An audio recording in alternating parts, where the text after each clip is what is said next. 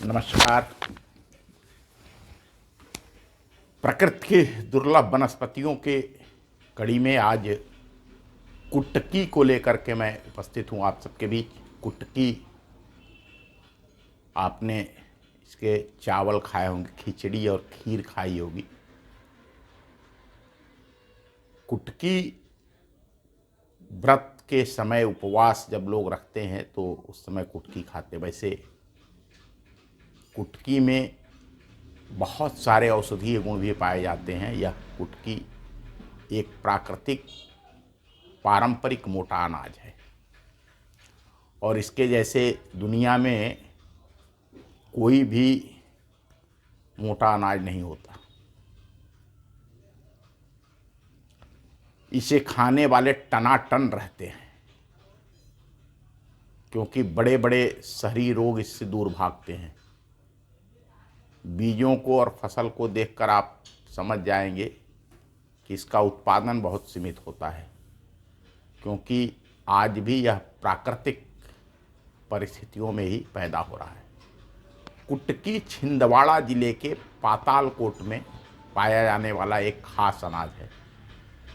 यह पेट की भूख शांत करने के साथ साथ स्वास्थ्य का बीमा करने वाला अनाज है। इसमें अनेक प्रकार के स्वास्थ्यवर्धक गुण भी पाए जाते हैं।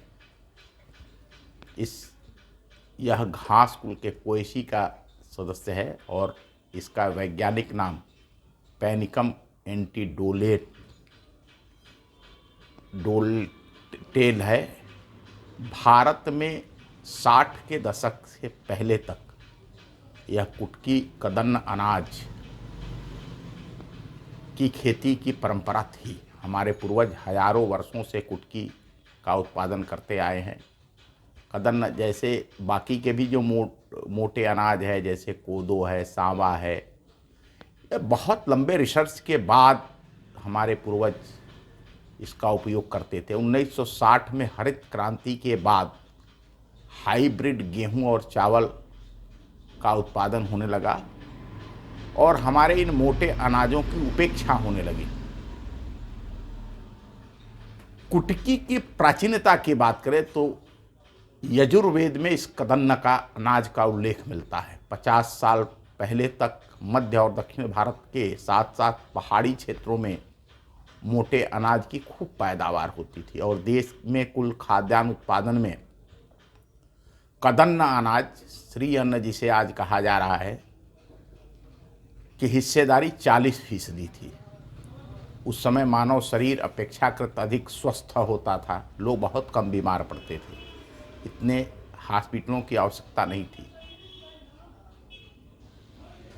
कदन्न अनाज को ही मोटा अनाज भी कहा जाता है क्योंकि इनके उत्पादन में ज़्यादा मशक्क़त नहीं करनी पड़ती, लेकिन यही नाम इनके उपेक्षा का कारण बना। वह तो भला हो वर्तमान भारत सरकार के मोदी जी की, जिन्होंने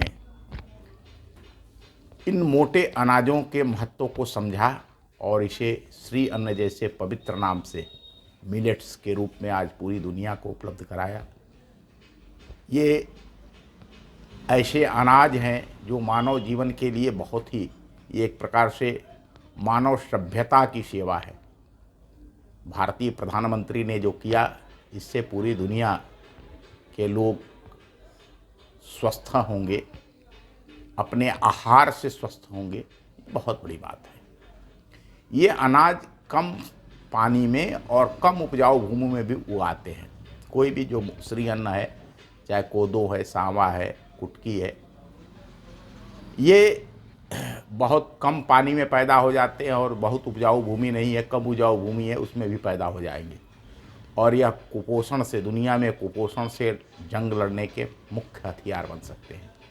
कुटकी के दाने में 8.3% प्रोटीन, 1.4% वसा तथा 65.9% कार्बोहाइड्रेट, फाइबर, कई तरह के पोषक तत्व होते हैं जैसे calcium, magnesium, phosphorus, zinc, iron, vitamin A और एमिनो एसिड भरपूर मात्रा में पाए जाते हैं।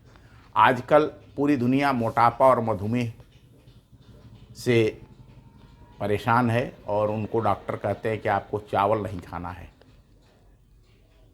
जबकि कुटकी में अधिक फाइबर होने के कारण मधुमेह के रोगियों के सेवन के योग्य है।